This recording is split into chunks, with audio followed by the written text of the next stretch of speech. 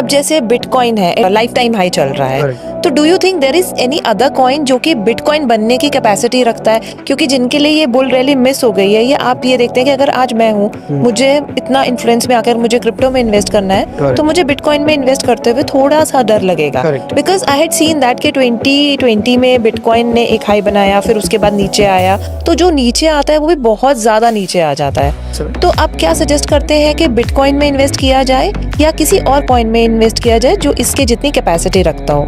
तो बिटकॉइन जैसी कैपेसिटी रखते हैं बहुत सारे कॉइन्स। बिटकॉइन में इन्वेस्ट करने का मतलब नहीं है, क्योंकि वो छूट गया है हमारे हाथ से। बिटकॉइन पिछले 2 साल में 7 गुना हुआ है बॉटम से। तो बेटर ऑप्शन अभी के लिए आज के समय पे बात करें तो इथेरियम है। इथेरियम ऐसा पहला ब्लॉकचेन था जिसने जेन्युइन डिसेंट्रलाइजेशन मार्केट में लाया।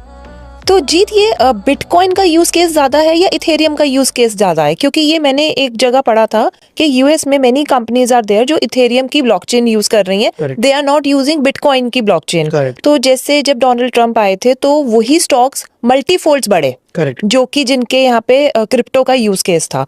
तो do you think Ethereum has the capacity to become next bitcoin? I think so. Bitcoin है, मैं ऐसा मान सकते हो, डिजिटल गोल्ड है, और इथेरियम है वो है डिजिटल ऑयल। इसको समझते हैं अभी डिजिटल गोल्ड क्यों?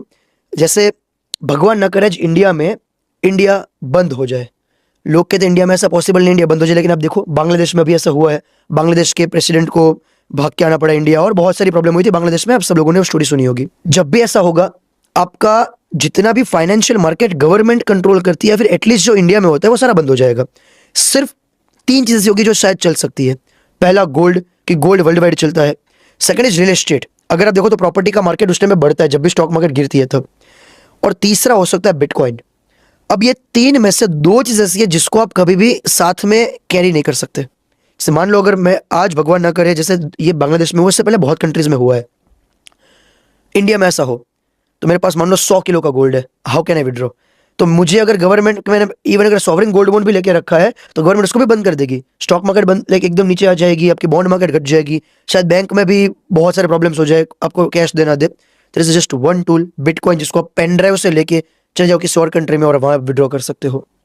तो बिटकॉइन इसलिए माना जाता है डिजिटल गोल्ड, कि गोल्ड से बेटर आपको रिटर्न भी देता है और use case end of the day.